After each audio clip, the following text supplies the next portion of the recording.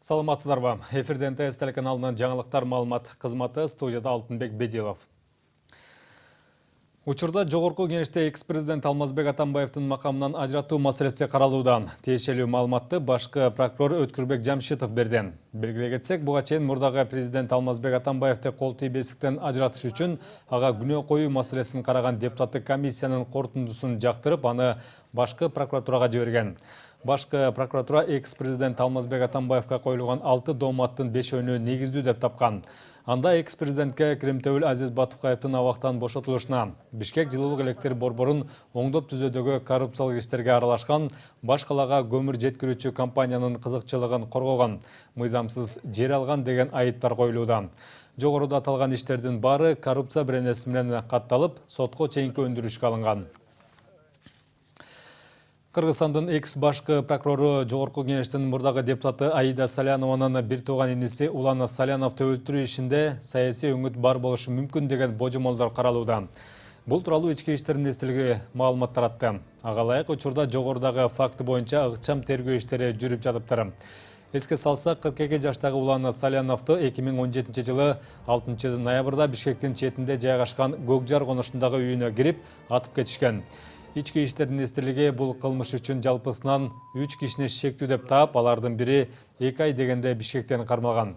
Дагы бирөөсү 2018 жылы май айында Россиянын Москва шаарында кармалып, экстрадицияланган. Ал эми 3-чү шектүү былтыр августта Екатеринбургда колго түшүрүлүп, алынып келген. Саляновдун өлүмүнө байланыштуу ишти Бишкектин 1-май райондук соту 6 сентябрдан тартып карай баштаган. Экс-прокурор инисинин өлүмүнөн саясий буйрутма десе, милиция буга чейин кылмышты карактоо катары мүнөздөп келген. Кремтөбүл Азиз Батукаевдин абактан мыйзамсыз чыгып кетүүсү боюнча ачылган кылмыш иши боюнча кармалган онколог дарыгер Эмиль Макимбетов үй камагына чыгарылды. Бул тууралуу жазаларды аткаруу мамлекеттик кызматынан билдиришти.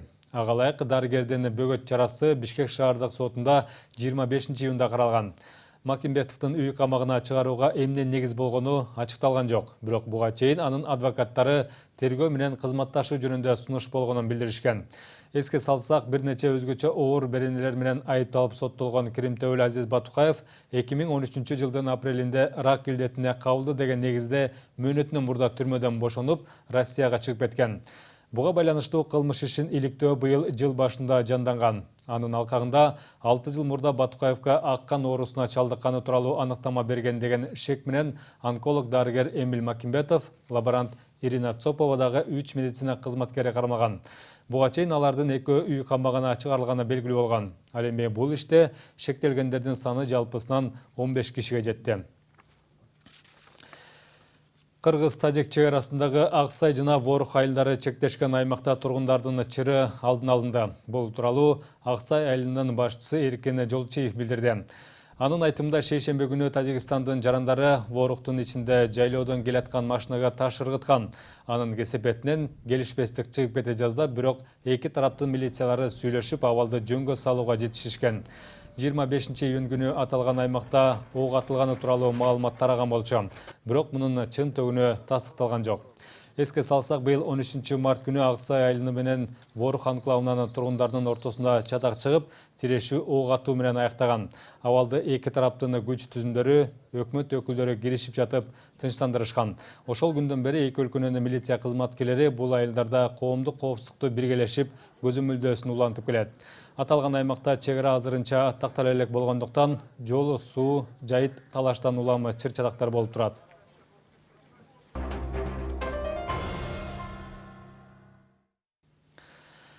Бишкекте жамааттык коопсуздук боюнча келишим уюмуна кирген мамлекеттердин коопсуздук кеңеш катчыларынын жыйыны өтүүдө. Иш-чарага аталган уюмдун баш катчысынын милдетин аткаруучу Валерий Смириков катышууда.